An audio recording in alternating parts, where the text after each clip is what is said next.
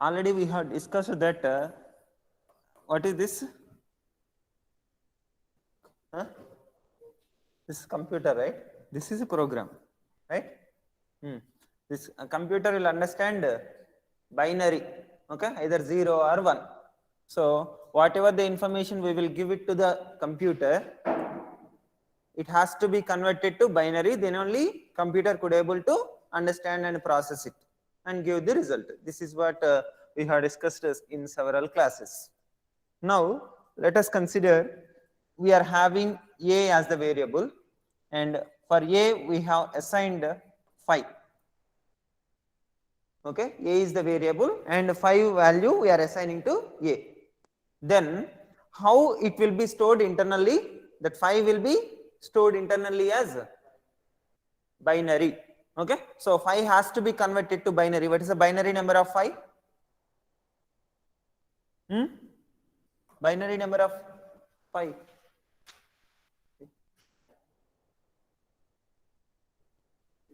101. 101. 101. So 101 will be stored like we will be having bits. Okay, in 1 bit we will be storing 1, then 0, then 1, then remaining will be zeros. Like this we will be having. Okay, let us consider, you know, in computer memory will be measured in terms of bytes. Okay, bytes. 1 byte is nothing but 8 bits. Okay, what is meant by bit? You know already. 1 bit is the smallest amount of memory that we can notice. Smallest amount of memory where we could able to store either 0 or 1. Okay, that is bit. Now 1 byte in the sense 8 bits. So like this we will be having 8 bits. 1, 2, 3, 4, 5, 6, 7, 8. Okay, and in each bit we can store either 0 or 1. 0 or 1. So what is the maximum value that we can store in any bit? Suppose you consider this bit. What is the maximum value that we can store? We can store either 0 or 1. So what is the maximum value? 1. 1. Got my point. So here we can store either 0 or 1. Maximum value will be 1. Similarly, what is the maximum value that we can store in second bit? 1. Third bit? 1. Like this, in every bit we can store maximum 1, minimum will be 0. Okay. Now let us consider integer variable. This is integer, right? A is equal to 5 means integer variable. So integer variable will occupy 4 bytes of memory. 4 bytes of memory. 4 bytes in the sense how many bits? 4 bytes. 1 byte, 8 bits, 4 bytes. 32 bits. 32 bits. 32. So 32 bits will be allocated like this. In the memory, 32 bits will be allocated. Okay. Out of those 32, this 5 has to be stored. How it will be stored? Last 3 bits will be filled with 101, remaining will be filled with 0. Understand? This is the internal representation how this 5 will be stored.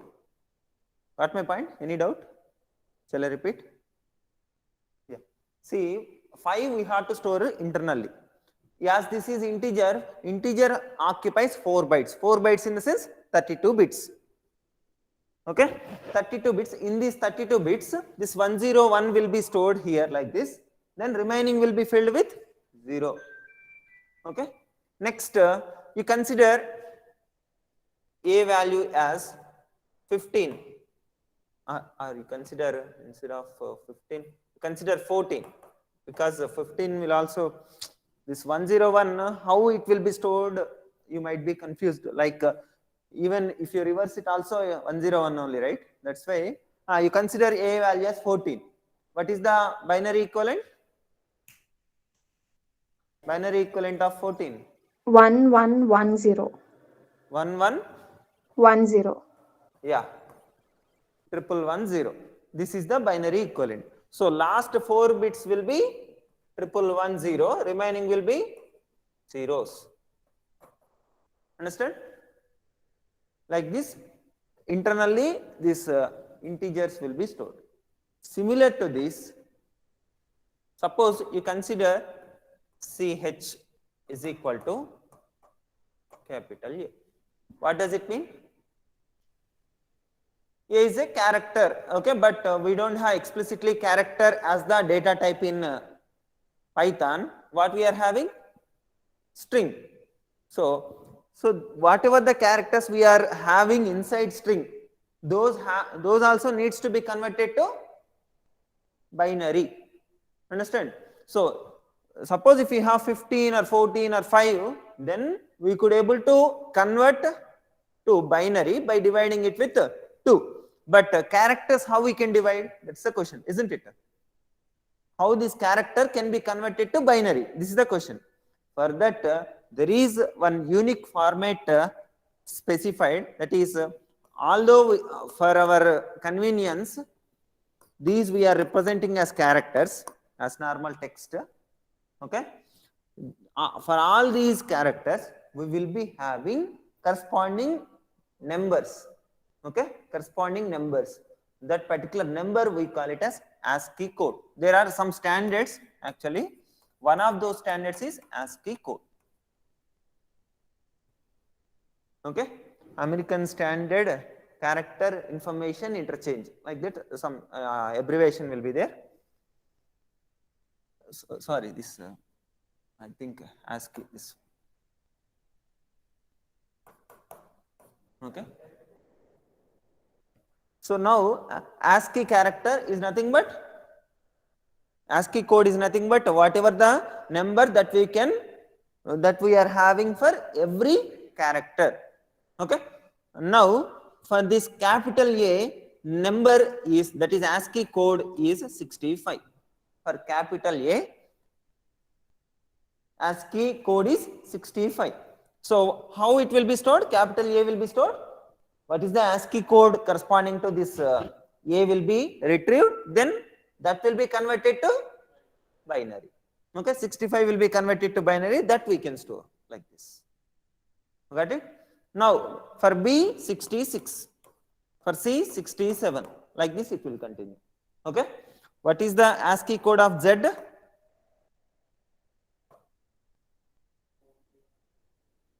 Hmm? 90? 91. Or 89?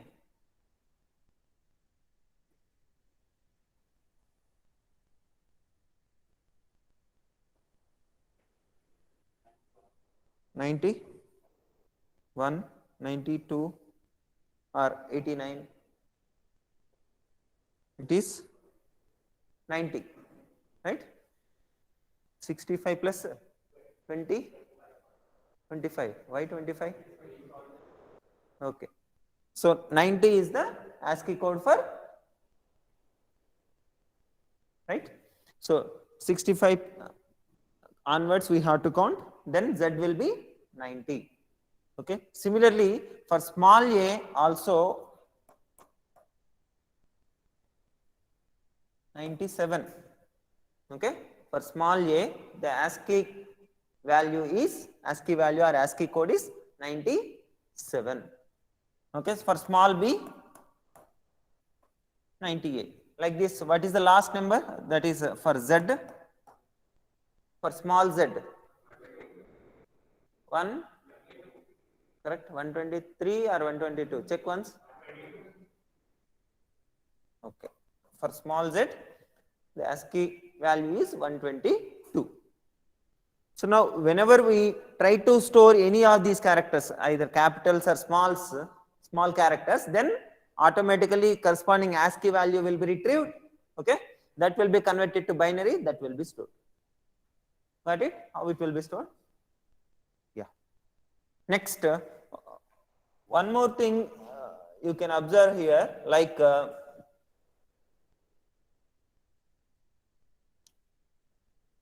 we are having 1, 2, 3.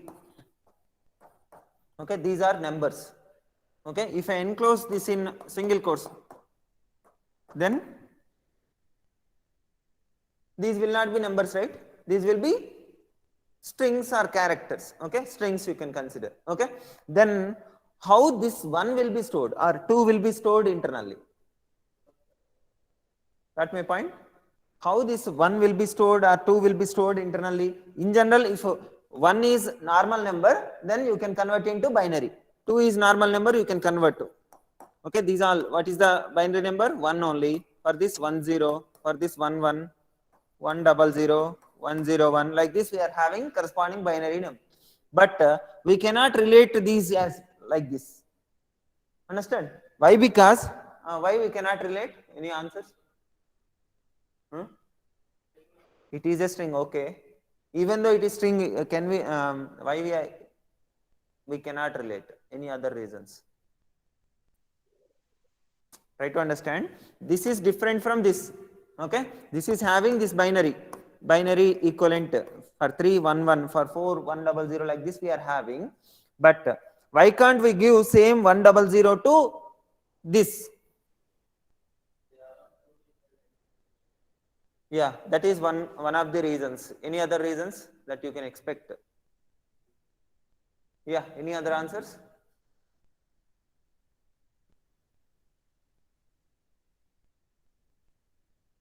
If this is the case, now let us consider 1 2 3 4 5 6, like that you come to 65. What is the binary equivalent? Some binary equivalent will be there. Okay, already we are having for capital A 65 only, right? Those two will be same, right? But here 65 is a number, whereas capital A is a string. Understand? So now this particular portion, this kind of conversion is applicable only for integers. For these kind of things, what we should do is, for these also we are having ASCII codes. Okay, ASCII values or ASCII codes. Okay, for 0 in single quotes. For this one, we are having the ASCII value as 48. Okay, starting from 0, we will be having like small a, capital A, which we have seen 65 and 97. Similarly, what is the value for 9?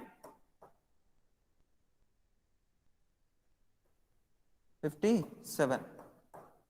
Next for 10? Huh? Okay. Now you fill this. Now for 10, we will be considering 1 separately, 0 separately. Understand? Why? Because it is a string. 1 we have to store separately, 0 we have to store separately. Understand? So as these are the digits, unique digits that we can have, for these only ASCII code is there. Okay, for 0 48 is the ASCII value, for 9 57 is the ASCII value, remaining you can count whenever you want. So basically you need to remember three things. For small a, what is the ASCII value? 97. For capital A, what is the ASCII value? 65. If you remember these three, then you could able to, most of the characters will cover, right?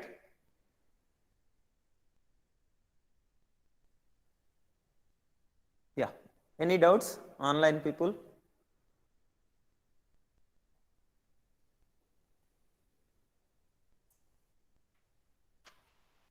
Okay.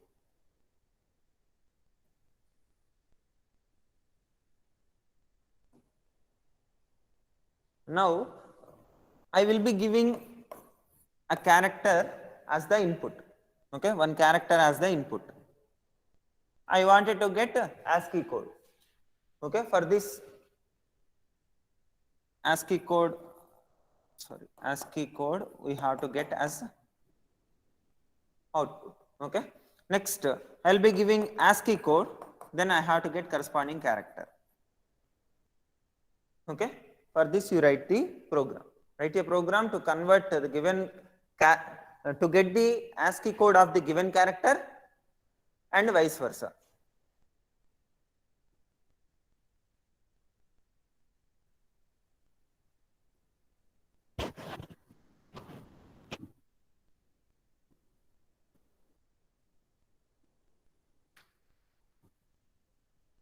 Write a program to convert given character into ASCII code and vice versa. That means input will be character, then ASCII code we have to display. Similarly, ASCII code if you give, then character we have to display. So two inputs we have to take. Two inputs we have to take. So first you take a character as the input. So input of enter character, right? Enter character. Then we have to display what is the ASCII value associated with this character. For that we are having a function called ORD. Okay, ORD. What is this? It is a function. Can you able to identify or not? By using parentheses you could able to. So this is a function which is used to give ordinal value. Actually, ordinal value is nothing but the ASCII value in our context. So ordinal value associated with the given character. Okay. So now how we can use here is, suppose if I specify like this, ORD of A.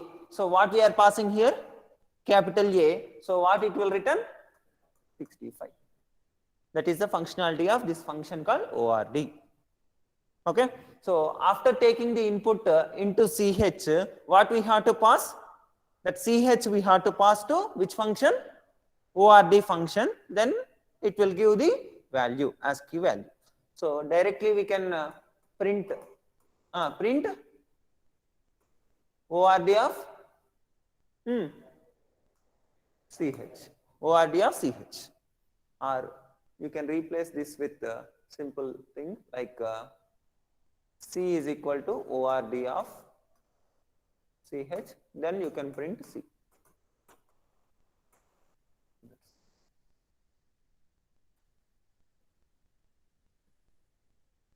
Okay. So we have taken the character and we have printed the ASCII value associated with this. Next, the second portion of the question is what? Vice versa in the sense? We have to take ASCII value. So consider A is equal to input of enter code or enter ASCII code or ASCII value. Okay. ASCII value, then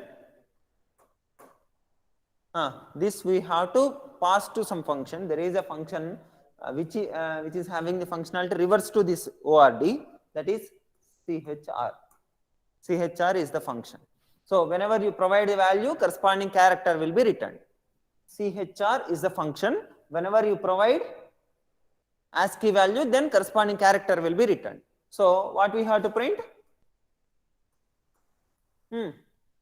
Print CHR of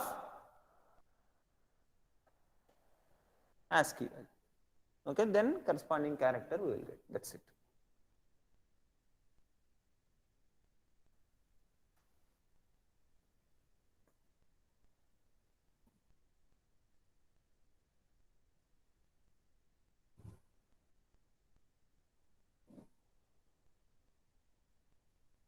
Yeah.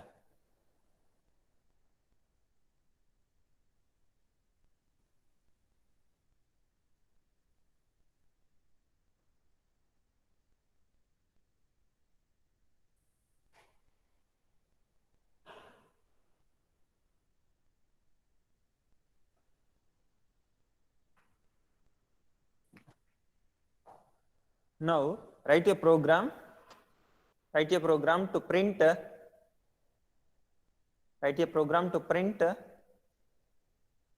numbers from 1 to 10.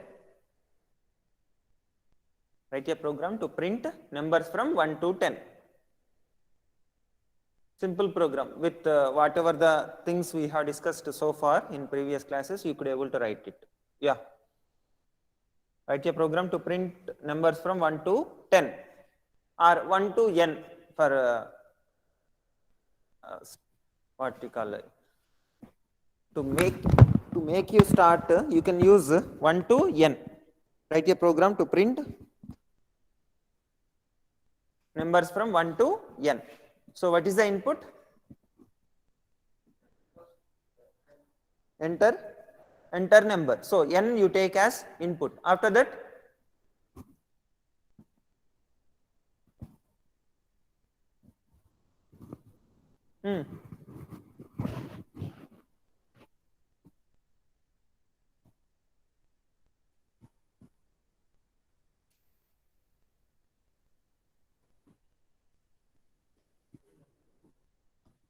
we have to print from 1 to n. So n you take as input. Afterwards, we will be start printing 1. Then we have to go to the next one. Then we have to print.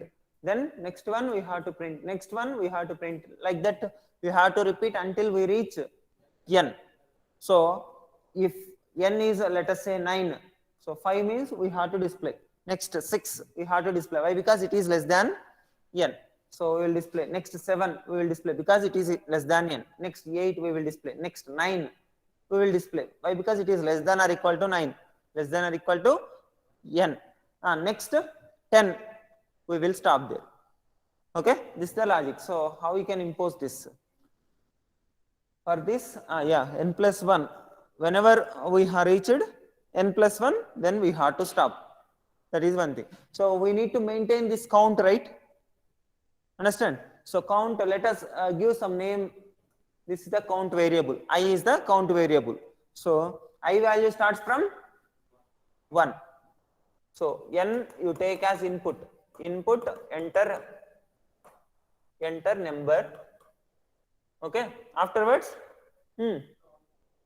count is equal to 1. Count variable is nothing but I, which we are taking. Next, we have to check whether count is reaching beyond.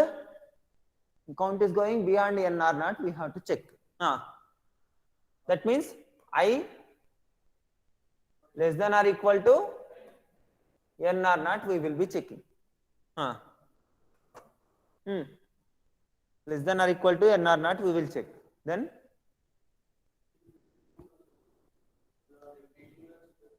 yes, some loop we have to use that. Yes or no? In general, we will be using like this. If I less than or equal to n, then print. Print what? This I only, right? I we will print. Next, afterwards increment I value. So let us increment I value. I is equal to I plus 1. Then again we have to check. Yes or no? After this we have to go back to this. Again we will be checking if it is true. Again we will print. Again we will increment. Again we have to check the condition. Like this, this has to be repeated. Whenever we use if, then it will be executed only once. It will be checked only once. But we wanted to repeatedly check this particular one. That's why we have to make use of a loop. Okay. We can use, we can use while loop. While, just we'll use while, then the condition. While I less than or equal to n. For also another loop. For also we can use, I will write what you call equivalent version. While is one of the alternatives. So while I less than or equal to n, we are printing, I value we are incrementing. Again we will be checking while I less than or equal to n or not. So I value starts from 1. So 1 will be printed, I will become 2. Again 2 is less than or equal to n or not, we will check, we will print I value, then I will be incremented again. Okay. Again condition, printing, incremented. Next condition, printing, increment. Like this it will be repeated. Whenever I becomes n plus 1, then we will stop. Like n value is 4, then I value starts from I value starts from 1. So 1 less than or equal to 1 less than or equal to I less than or equal to n. 1 less than or equal to 4. True or not? True. So it will print I. So out.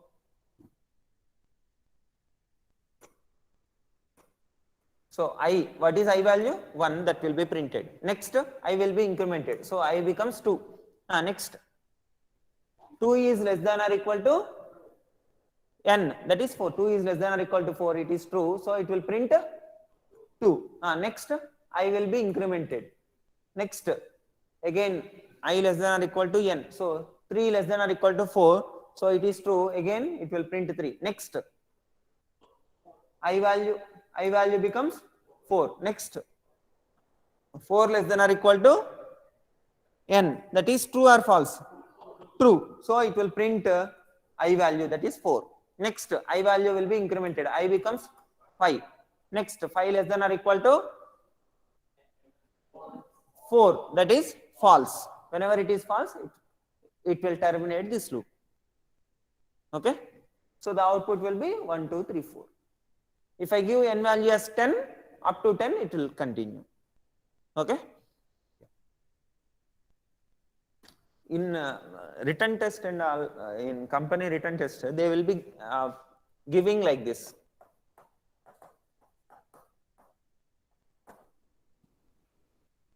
Okay, they will be giving like this, and they will remove this line. Okay, what will be the output of this program?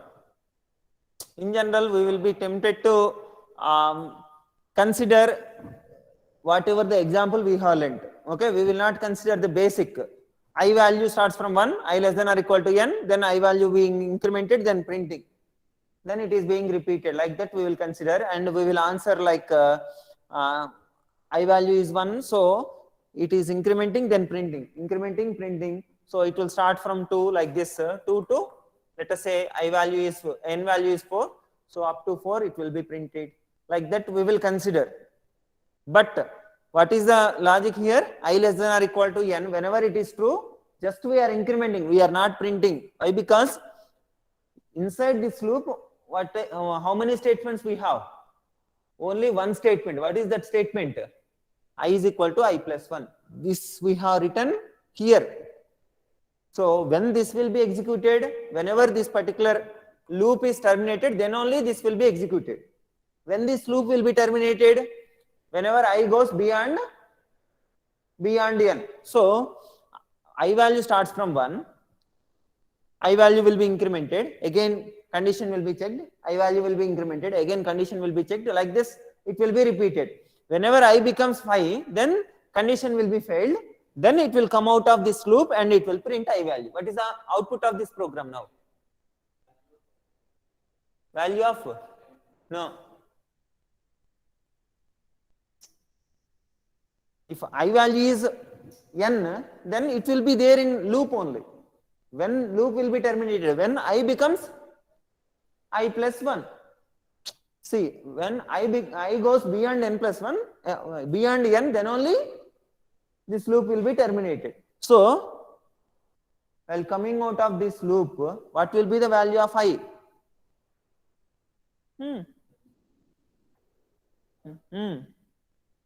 I value starts from 1, then 2, 3, 4. Output will not be displayed. Yes or no?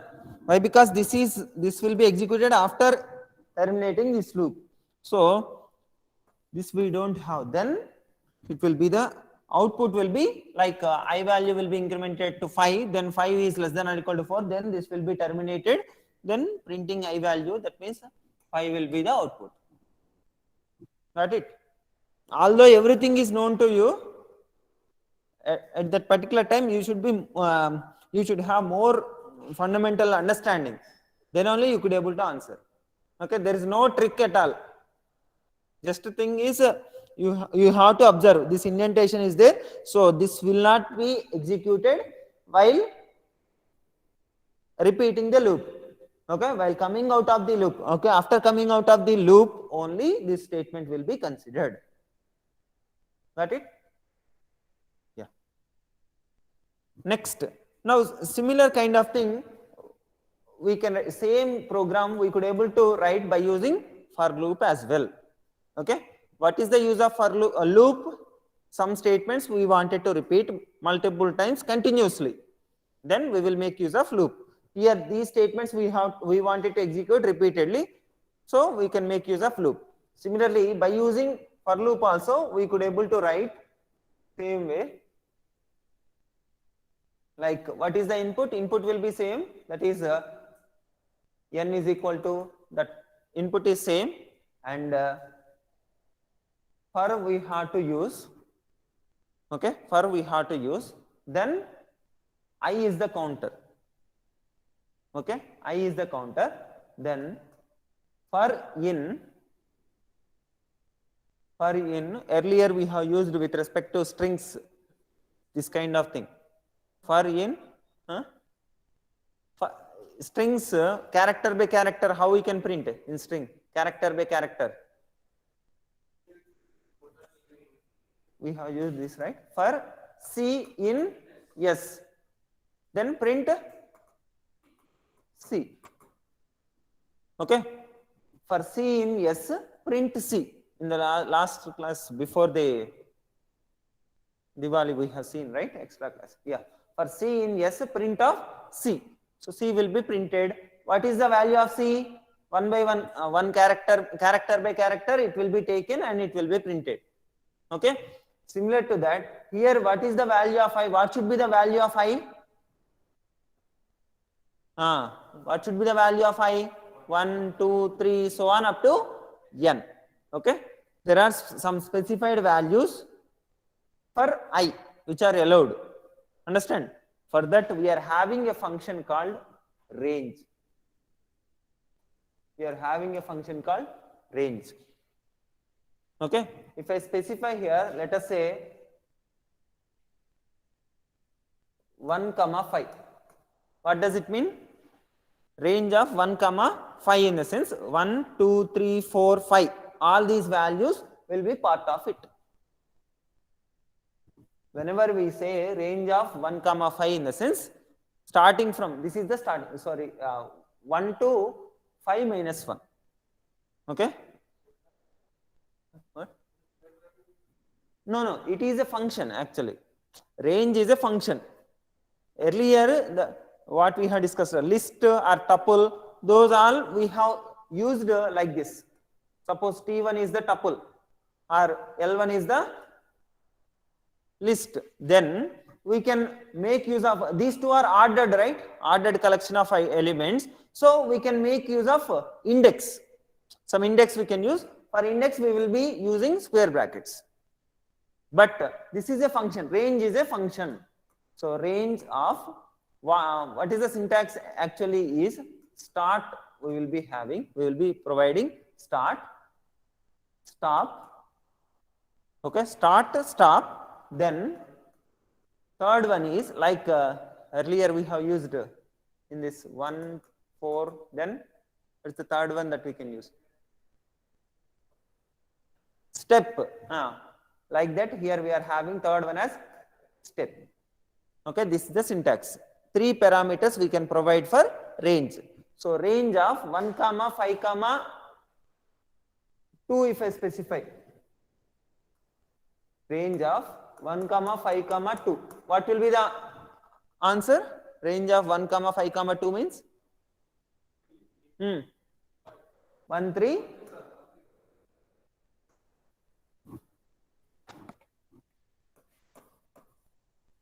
Range of 1, 5, 2. In the sense, it will start from 1. Okay. Next value will be 1 plus that step. So it will be 3. Next 3 plus 2, that means 5, but it is going beyond what you call beyond allowed one. Okay. Start, stop. What are the 3? Start, stop, step. So it will start from this start. Then it will go to start plus step, then start plus start plus step, isn't it? Like this it will continue. Okay, up to what extent it will continue is whether it is less than stop or not. Less than stop or not, it will check. Then it will go to the next step. That means start plus step plus step plus step. Like this, it will be repeated. Now, if I consider like this, then what will be the answer? 1, 15, 2. 1, 3, 5, 7, 11, 13, That's it. Okay.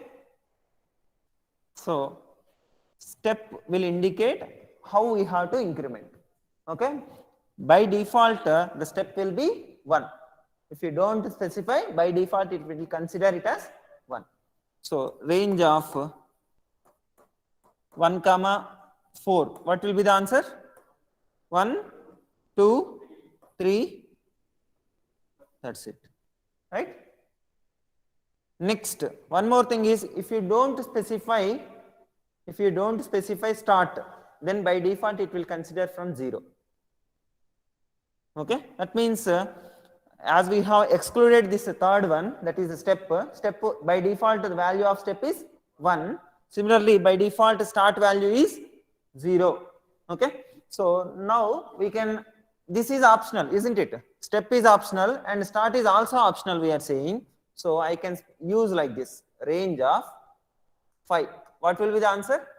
Range of 5 in the sense, you can consider this as a range of 0, 5, yeah, 0, 5, 1. Okay, if you know this directly, you could able to say what is the answer. Yeah, what will be the value? 3, 4. Here range of 5 is also 0, 1, 2, 3, 4. Okay. So range function will give the values starting from the given start up to start minus 1 by considering this step. By default step value is 1, by default start value is 0. Can we exclude stop? No. Yes or no? Stop we cannot, this is mandatory field. Otherwise it will go to infinite list. Got it? Yeah. Now you consider earlier example, that is we have to print from 1 to n. So let us consider we have taken already n value as input. After that, for I in what should be the value of I? We will be printing here I value. Every time we will be printing I value only. Okay. So I value should vary from 1 to n. Okay, should vary from 1 to n. That's why we can make use of range of 1 comma n plus 1. Okay, by default we wanted to consider step as 1 only, so that we can exclude. So 1 comma n plus 1, then it will print numbers from 1 to n. Got it? So take this.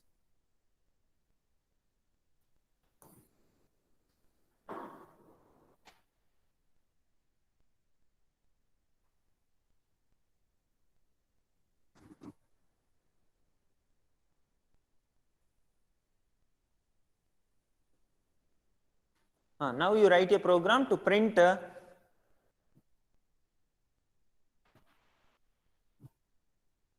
sum of the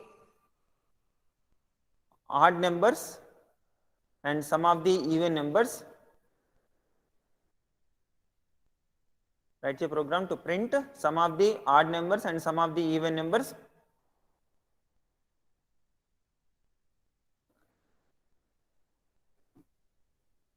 from the numbers of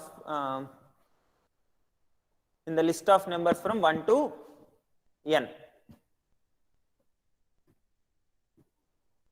Okay, what is the input?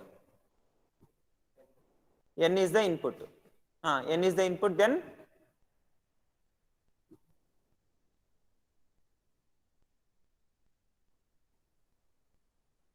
n is the input. Afterwards, what we should do? Output will be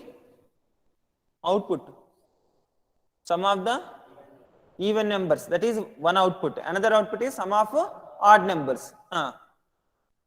Sum of the even numbers, sum of the odd numbers. So write it down. So you take two sum variables, sum 1, sum 2. I think yesterday you might have get this kind of bit. Okay, this is the answer, right? Second variable. I think this one, second variable. This is not allowed, isn't it? Why? Because every identifier should start with alphabet. Okay, it should not start with digit. Okay, some exceptional symbols will be there, but consider digit we should not have.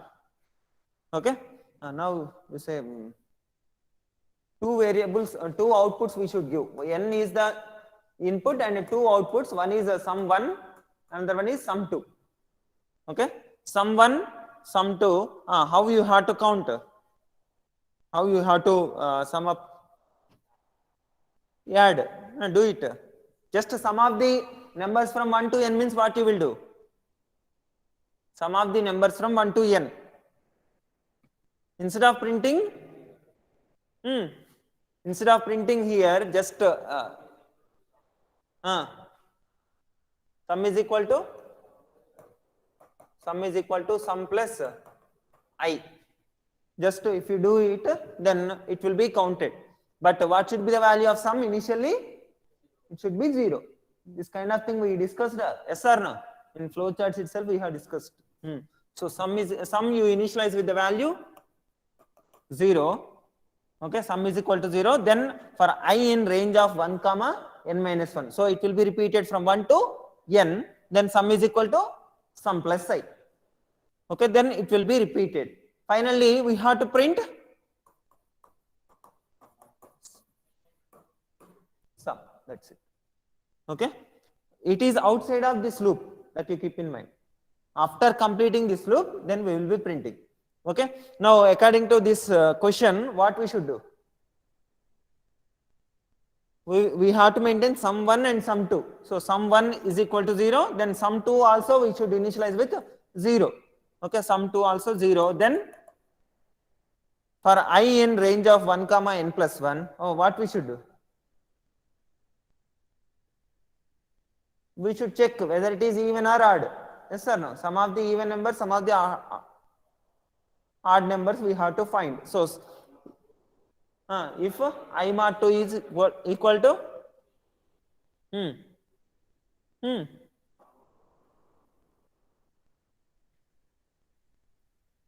so we will be checking if I mod 2 equal to 0, then even, let us consider sum 2 is for even sum 2 plus I, else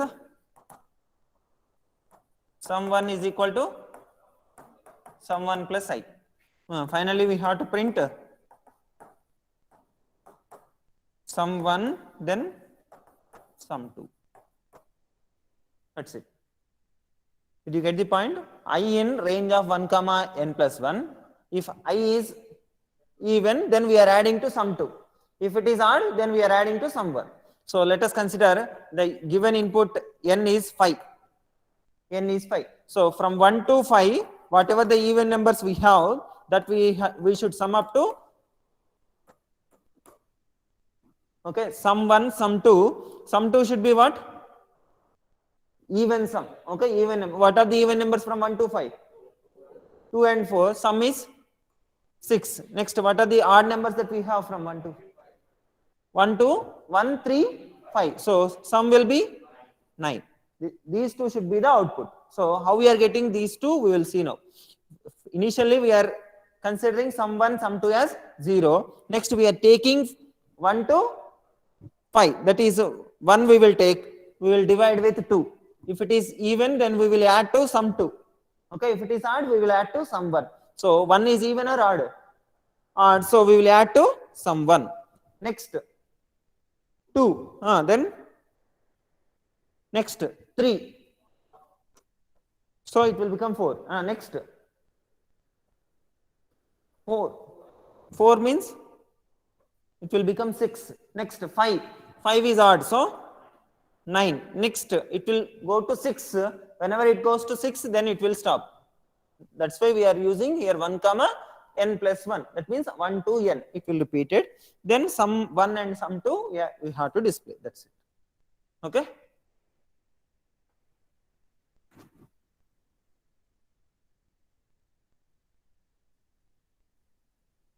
Can you able to optimize it?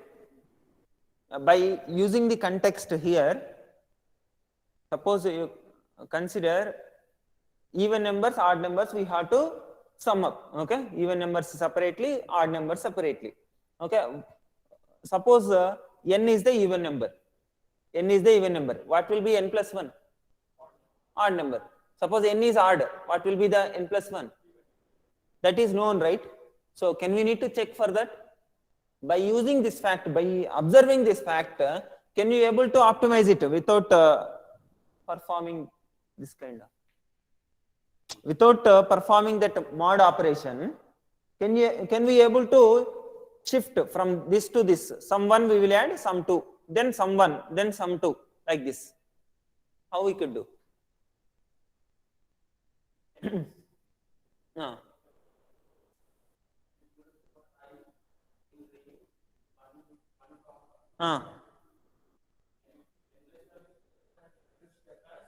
Very good.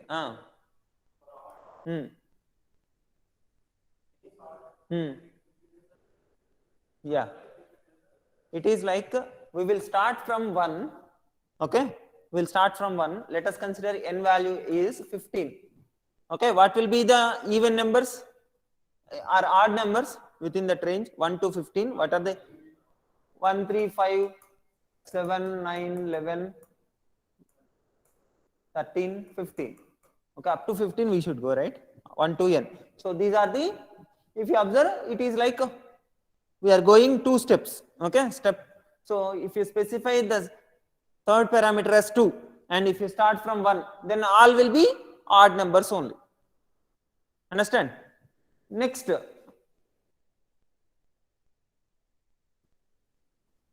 yeah, if you specify this start as 2, step as 2, then we will get all even numbers. Got it?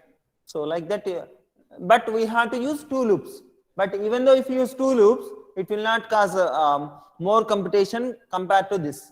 Why? Because here we are performing division, then we are taking what? Remainder, then we are comparing with 0. So many operations we are doing, isn't it?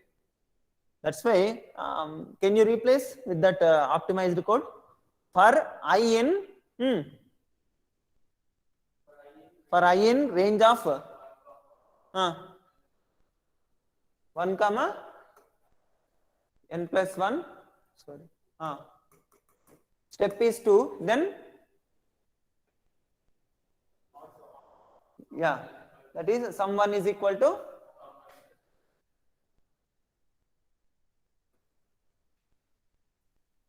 sum 1 is equal to sum 1 plus I. Next,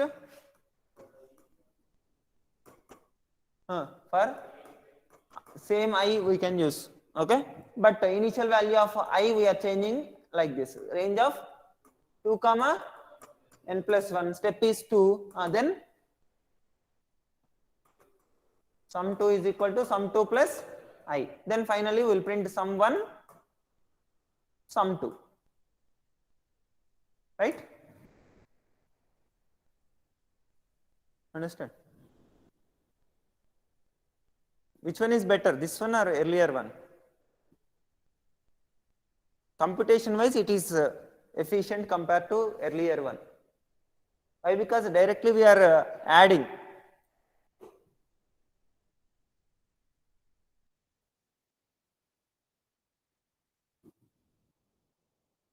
Okay. Write a program to print. Write a program to print factors of a given number. This also we have seen. Yes or no? Write a program to print factors of a given number.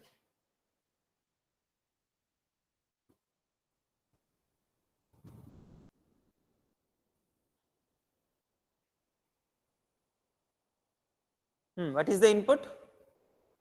Number. So n is the input. Then output is list of factors. So we have to, how we can find the factors for the given number? Divisible by if number is divisible by some other number, then that is factor.